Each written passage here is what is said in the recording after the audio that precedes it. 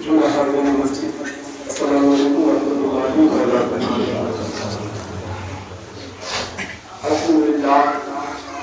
الحمدللہ رب العالمین والعاقبۃ للمتقین والصلاة والسلام علی سید المرسلین وعلی آلہ واصحابہ واہل بیتہ اجمعین، اما بعد، اعوذ باللہ من الشیطان الرجیم، بسم اللہ الرحمن الرحیم۔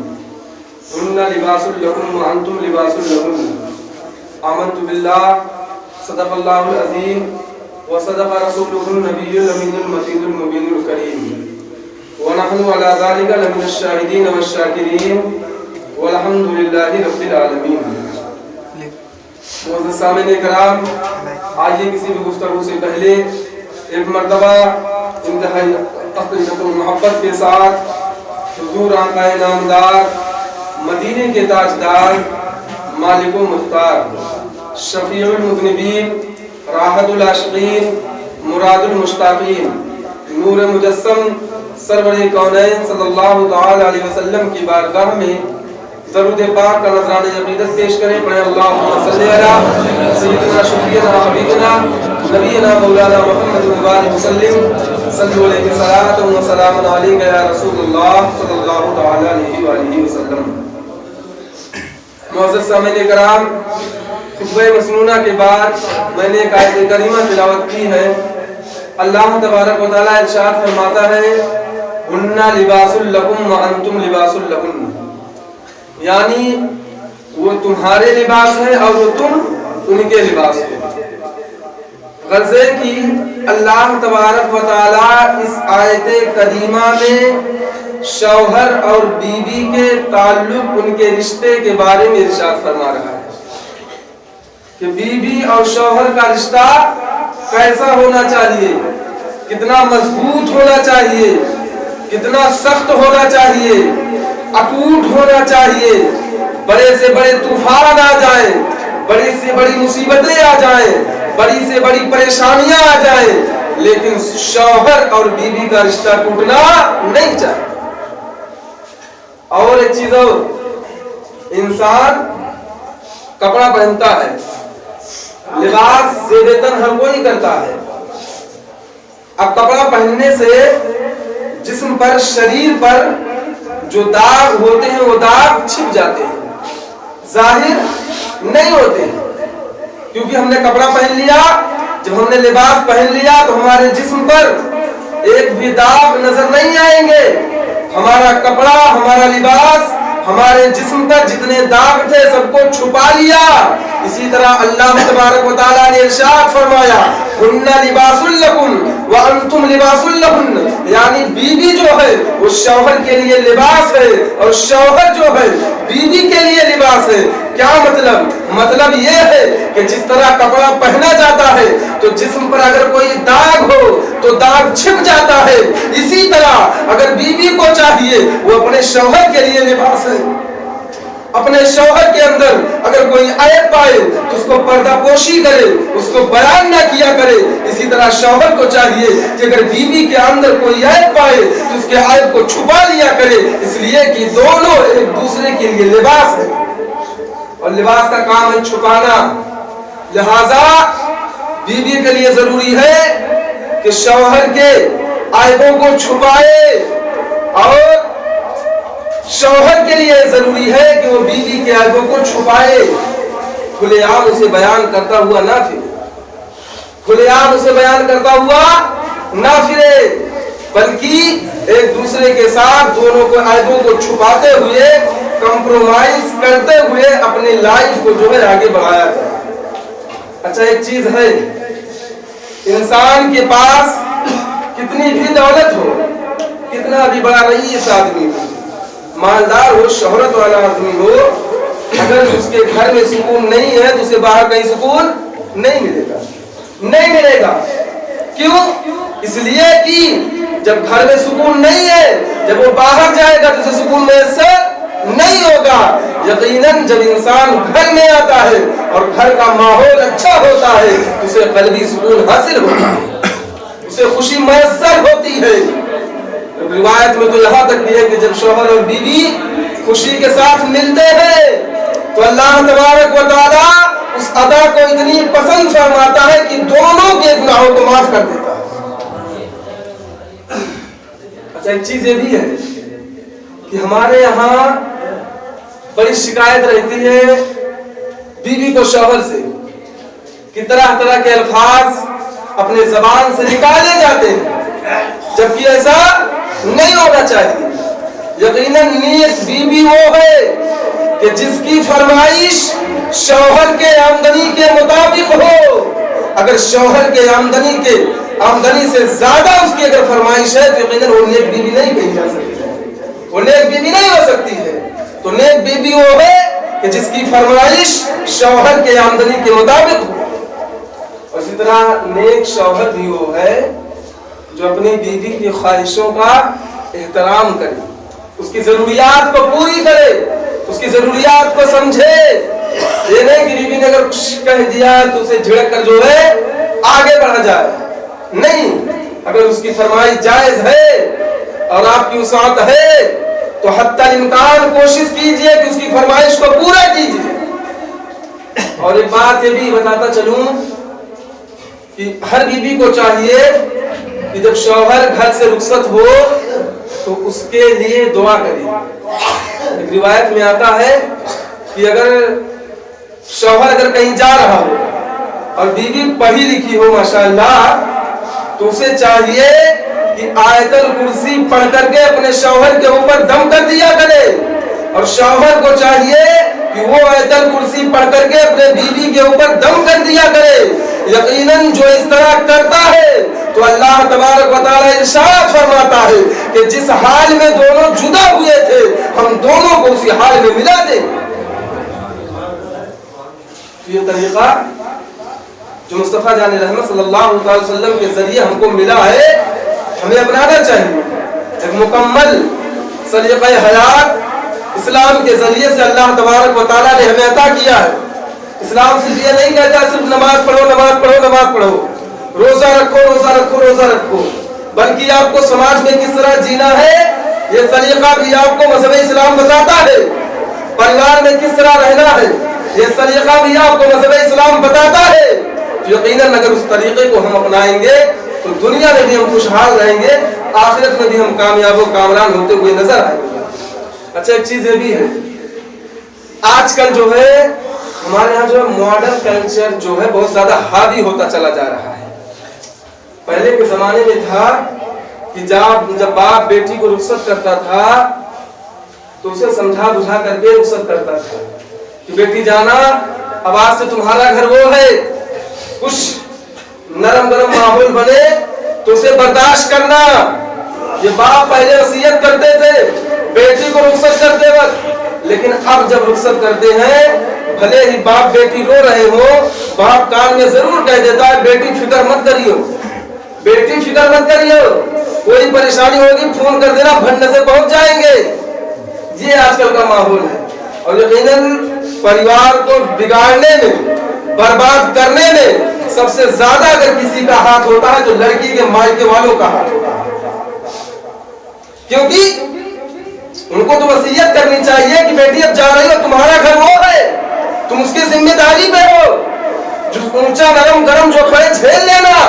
لیکن یہاں تو یہ کہہ دیا جاتا ہے کہ کوئی بھی پریشانی ہو بیٹی بتا دینا ہم پہلے پہنچ جائیں گے۔ تو وہ چھوٹی چھوٹی باتوں کو لے کر کے پریوار کے اندر، خاندان کے اندر، گھروں کے اندر سکون درہم برہم کر دیا جاتا ہے صرف چھوٹی چھوٹی باتوں کو لے کر۔ انسان تناؤ کا شکار ہو جاتا ہے، انسان پریشان ہو جاتا ہے۔ اب وہ کرے تو کرے کیا؟ جب گھر میں سکون نہیں ملتا ہے تو باہر بھی اسے سکون نہیں ملے گا۔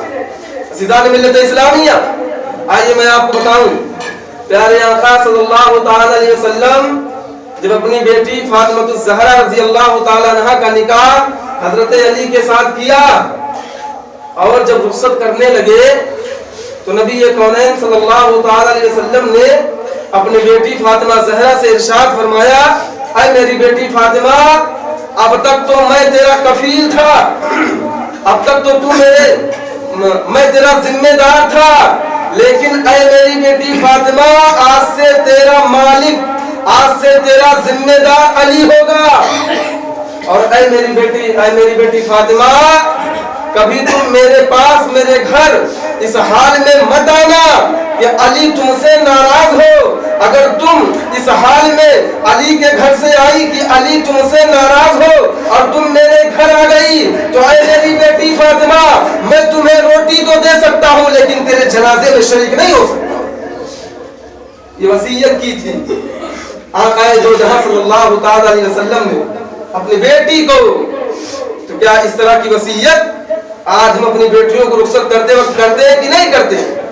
سوچنے کی بات ہے، غور کرنے کی بات ہے، فکر کرنے کی بات ہے کہ بیٹیوں کو رخصت کرتے وقت یہ تعلیم دی جائے، انہیں یہ بتایا جائے کہ بیٹی جہاں جہاں رہی ہو تمہارا وہ گھر ہے، اونچا نیچا جو کچھ ہوئے برداشت کرنا، اب وہ تمہارا کفیل ہے، اب وہ تمہارا ذمہ دار ہے. تو اگر اس طرح جو ہے کیا جائے تو یقیناً جو ہے گھروں کے اندر جو بگڑتا ہوا ماحول ہے کافی حد تک جو ہے اس میں سدھار آ سکتا ہے. اور یقیناً جب ایسا سدھار آئے گا تو گھروں میں سکون ہوگا اور انسان خوشحالی کے ساتھ زندگی بسر کرے گا. اچھا ایک بات یہ بھی ہے، ایک باپ اور بیٹے جو ہے حضرت عمر کے پاس آئی تھی. ایک باپ اور بیٹے حضرت عمر کے پاس آئے تھے اور باپ نے عرض کیا حضرت عمر فاروق اعظم رضی اللہ تعالیٰ عنہ کی بارگاہ میں، اے امیر المومنین، میں سفر پہ جا رہا تھا اور میری بیوی امی سے تھی، یعنی حمل سے تھی. میں سفر پر جا رہا تھا، میں گھر سے رخصت ہونے لگا تو میری بیوی نے مجھ سے کہا کہ اے میرے شوہر، میرے شکم میں، میں امید سے ہوں، میرے شکم میں جو تمہارا بچہ پل رہا ہے اس کو کس کے بھروسے چھوڑ کر کے جا رہے ہو؟ تو وہ شخص حضرت امیر المومنین فاروق اعظم سے کی بارگاہ میں عرض کرتا ہے، اے امیر المومنین، میں نے اپنی بیوی سے کہا کہ میں اپنے بچے کو اللہ کی رب کی مرضی پہ، رب کے بھروسے چھوڑ کر کے جا رہا ہوں. کیا کہا؟ میں رب کے بھروسے پر چھوڑ کر کے جا رہا ہوں. اب انسان گیا، اپنا سفر کیا، کمائی دھمائی کرتا رہا، جب کچھ پیسے اکٹھا ہو گئے تو بڑی خوشی ہوتی ہے. جو انسان پردیس میں رہتا ہے جب وہ گھر جاتا ہے تو اس سے پوچھئے اس کے دل کو کتنا سکون ملتا ہے، کتنی خوشی ہوتی ہے. ایک ہفتہ پہلے اسے جو کھانا پینا نارمل ہو جاتا ہے، اگر 4 روٹی کھاتا تھا تو 1 روٹی میں کھا کے اکتفا کرتا ہے. کیوں؟ یہ خوشی ہوتی ہے انسان کے دل کے اندر. یہ انسان کا نیچر ہے، یہ انسان کی فطرت ہے کہ گھر جاؤں گا، بیوی سے ملوں گا، ماں باپ سے ملوں گا، بچوں سے ملوں گا، وہ بچے جو میں اپنے بچوں سے ملوں گا، انہیں سینے سے لگاؤں گا تو یقیناً مجھے خوشی ہوگی. انسان خوش ہوتا ہے. اور اسی طرح وہ آدمی جب گیا پردیس اور وہاں سے کما کے دھما کے جب واپس لوٹنے لگا تو گھر پہنچا تو کیا دیکھتا ہے کہ گھر پہ تالا لگا ہوا ہے. گھر پہ تالا لگا ہوا ہے.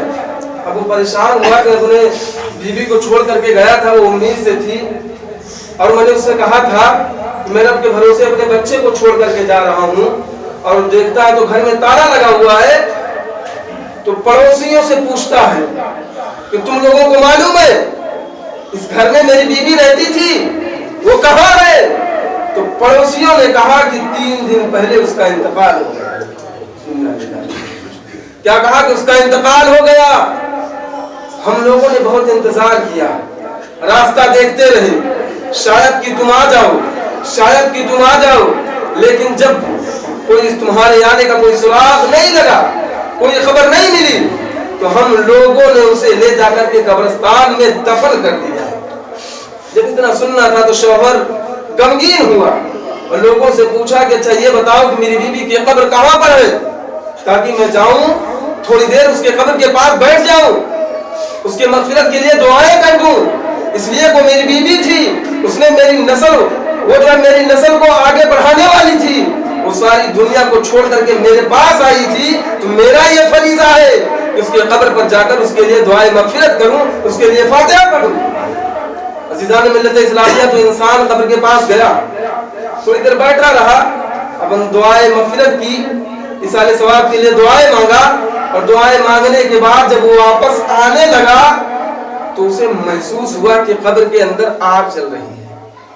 اسے محسوس ہوا کہ قبر کے اندر آگ جل رہی ہے. پھر تھوڑی دیر رکا، ٹھہرا، اس کے بعد گھر آ گیا. اب رات کی تاریکی میں جب بستر پر لیٹتا ہے تو یہ بات اسے سونے نہیں دیتی, یہ بات اسے سونے نہیں دیتی ہے کہ قبر سے آگ جلنے کی, آگ جلنا ایسا محسوس مجھے کیوں ہو رہا تھا؟ کیونکہ میری بیوی تو نیک تھی, نمازوں کی پابند تھی, روزے بھی رکھا کرتی تھی, صدقہ و خیرات بھی کیا کرتی تھی, ہر تمام نیک کاموں میں وہ آگے بڑھ کر اپنے قدم کو آگے بڑھایا کرتی تھی. نظام ملت اسلامیہ جب اسے اس بات نے بے چین کیا تو صبح ہونے کا انتظار کرنے لگا. صبح ہوتے ہی قبرستان پہنچا, پھاوڑا لے کر کے قبر کے اوپر کی مٹی ہٹاتا ہے.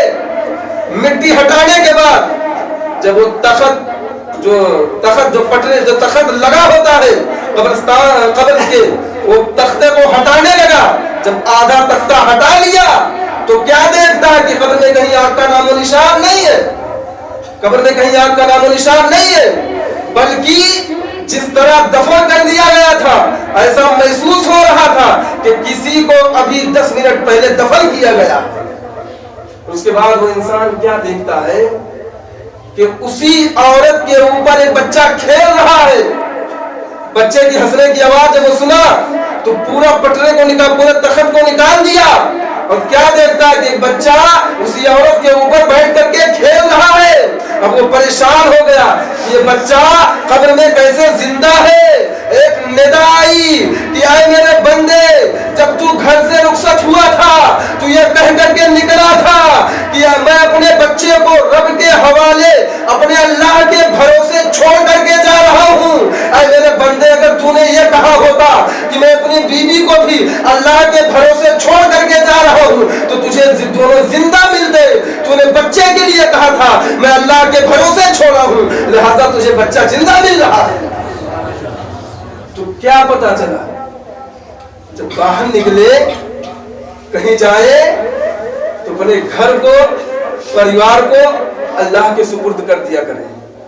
اللہ تو ہی نگہبان ہے, یقیناً تو ہی حفاظت کرنے والا ہے تمام بلاؤں سے, تمام وباؤں سے, شریروں کے شر سے تو ہی حفاظت کرنے والا ہے. اور یقیناً ایسا ہونا چاہیے کہ جب شوہر گھر سے نکلے تو بیوی کے لیے چاہیے کہ وہ اپنے بیوی کے لیے چاہے کہ اپنے شوہر کے جانے کے بعد مصلی بچھا کر کے نماز ادا کرے اور اپنے شوہر کے حق میں دعا کرے, اے پاک پروردگار عالم, میرا شوہر آج ہم لوگوں کو چھوڑ کر کے ہماری کفالت کے لیے, ہماری ضروریات کو پوری کرنے کے لیے گھر سے باہر گیا ہے. اے میرے مولا, میرے شوہر کی حفاظت کرنا. جس طرح میرا شوہر گھر سے رخصت ہوا ہے اسی حال میں میرے شوہر کو واپس کر دینا, اسی حال میں میرے شوہر کو مجھ سے ملا دینا. تو اگر اس طرح میاں بیوی ایک دوسرے کے لیے دعائیں مانگیں گے نا تو یقیناً اللہ کو بہت پسند آتا ہے. میں نے بتایا جب شوہر بیوی مسکرا کر کے خوشی کے ساتھ ملتے ہیں تو اللہ ان کے گناہوں کو معاف کر دیتا ہے. تو یہ ہماری بہنوں کے لیے بھی ہے کہ بے جا فرمائش نہ کیا کریں, شوہر کے آمدنی کے مطابق اپنی زندگی کو بسر کرنے کی کوشش کیا کریں. جتنی شوہر کی آمدنی ہو اسی حسب مطابق فرمائش کیا کریں, اور گھر میں اگر کچھ اونچ نیچ ہو جائے, نرم گرم ہو جائے تو اسے برداشت کرنے کی کوشش کریں. اس لیے کہ اس دنیا میں کوئی خوشی نہیں, کوئی خوش نہیں ہے. کوئی کتنا بڑا کروڑ پتی کیا کہتے ہیں دولت پتی بن جائے یا زمین پتی بن جائے یا چاہے جو پتی بن جائے وہ خوش نہیں ہے. ہر کسی کو کوئی نہ کوئی پریشانی ضرور ہوتی ہے, اور اسی کا نام تو زندگی ہے. وہ محاورے میں کہا جاتا ہے نا کہ کیا کہتے ہیں کبھی خوشی کبھی غم, اور اسی کو جو ہے زندگی کہا جاتا ہے. اگر انسان کی زندگی میں ہمیشہ خوشی خوشی رہے تو کیا کہنا, لیکن ایسا نہیں ہو سکتا. یہ سب کی زندگی میں لگا رہتا ہے کہ کبھی خوشیاں آتی ہیں کبھی غم آتے ہیں. تو ایسے وقت میں اللہ تبارک و تعالی ہمیں یہ حکم دیتا ہے کہ غم کے موقع پر صبر کرو اور خوشی کے موقع پر اپنے رب کا شکر ادا کیا کرو. خوشی کا موقع ہو تو اللہ کا شکر ادا کیجئے, غم کا موقع ہو تو صبر کیجئے. اور یقیناً جب آپ اس طرح کریں گے تو ہماری جو ہے پریوارک फैमिली लाइफ जो है वो बेस्ट हो जाएगी, और जब हमारी पारिवारिक जिंदगी बेहतर हो जाएगी हम बाहर भी बड़े खुशहाल से रहेंगे। अल्लाह का इरशाद है, हुन्ना लिबासुल लकुम व अंतुम लिबासुल लहुन्न। शौहर बीबी के लिए लिबास है और बीबी शौहर के लिए लिबास है, लिहाजा दोनों को लिबास का काम करना चाहिए। एक दूसरे के ऐबों को छुपाते हुए अपनी जिंदगी को बसर करनी चाहिए, ताकि घर का सुकून दरहम बरहम न हो और खुशी के साथ जिंदगी बसर की जाए। अल्लाह तबारक व तआला हम सबको इन तमाम बातों पर अमल करने की तौफीक और तौफीक अता फरमाए। आप हजरात सुन्नत अदा कर ले, और जो हजरात सुन्नत अदा किए सुन्नत अदा कर ले, सफे भी दुरुस्त कर ले।